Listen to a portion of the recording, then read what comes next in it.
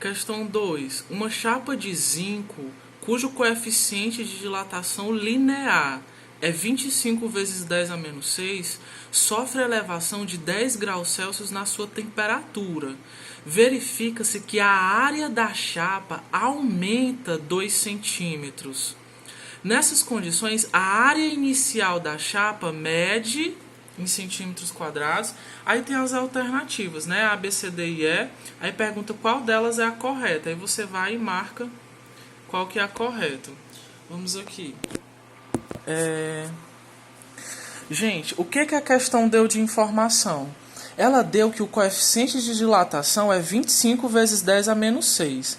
Como a gente está trabalhando a dilatação superficial, já vamos transformar isso aqui no coeficiente de dilatação superficial. Lembrando que ele é 2 vezes a dilatação linear. Então vai ficar assim, ó, vai ficar 2 vezes o 25 vezes 10 a menos 6. 2 vezes 25 é 50, então fica 50 vezes 10 a menos 6, tá certo? Esse aqui é o valor de beta, do coeficiente de dilatação superficial.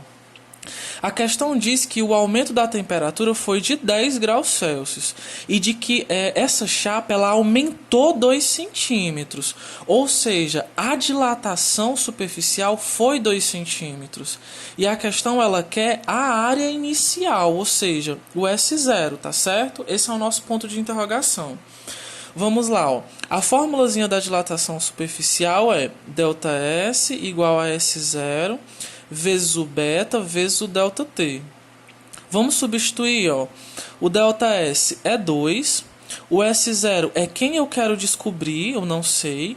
O beta é 50 vezes 10 a menos 6, vezes a temperatura, que foi 10, tá certo?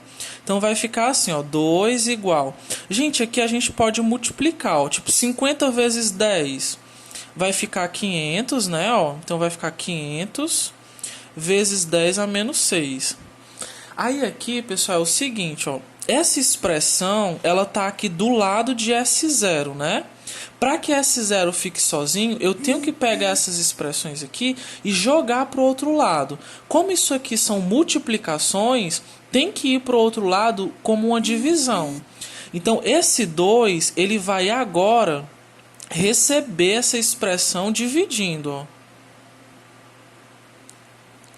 E o S0, ó, fica sozinho, tá certo? E aí a gente vai aprender a manipular isso aqui. Vai ficar da seguinte maneira. Olha só. Eu vou pegar... Esse 2 é como se eu tivesse aqui um 10 elevado a 0. Lembram que na sala de aula a gente aprendeu que 10 elevado a 0 vale 1? Então é 2 vezes 1. Continua sendo 2. Então eu não mudei nada colocando esse vezes 10 elevado a 0, tá certo? Então, vai ficar da seguinte maneira, ó. O 2 eu divido pelo 500. Vamos ver quanto é que vai ficar. Ó, 2 dividido para 500 fica 0,004. Eu vou escrever isso, ó. 0,004. Isso foi a divisão de 2 por 500. Eu vou repetir a potência de base 10. Aí como é que vai ficar? Quando a gente divide duas potências de mesma base, a gente faz o que com os expoentes? Subtrai, não é? A gente tinha visto isso na sala também. Vai ficar esse 0 menos o menos 6. Ficou essa continha aqui, ó, dos expoentes. Eu estou fazendo aqui para não ficar feio. Então, 0 menos vezes menos é mais. Então, ficou 0 mais 6, tá certo? Que é 6. Então, o resultado aqui desses dois expoentes ficou 6 aqui positivo. Isso é a área inicial, galera. Aí, olha só, que expressão é essa?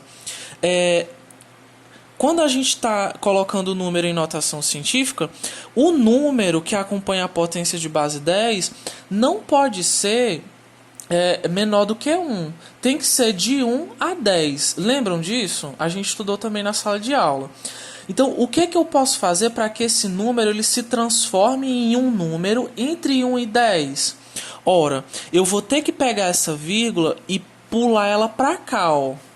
Porque quando eu pular ela para cá, vai se transformar no número 4. tá certo? E aí vai estar, né, de acordo com o número que eu quero. Só que vejam bem, quando o expoente é positivo da potência de base 10, e eu precisei andar vírgulas para a direita, esse meu expoente ele vai ter que diminuir, tá certo? Se eu andar para a direita, ele diminui. Se eu andar para a esquerda, ele vai aumentando, tá certo? Então, olha só, como eu andei 1, 2, 3 casas, então ele vai ter que diminuir 3 casas, tá certo? Então, de 6 ele vai passar a ser 3. E essa, pessoal, é a área que inicial da nossa chapa lá, né? Da chapa de zinco. Essa aqui é a alternativa correta. 4 vezes 10 elevado a 3, tá bom?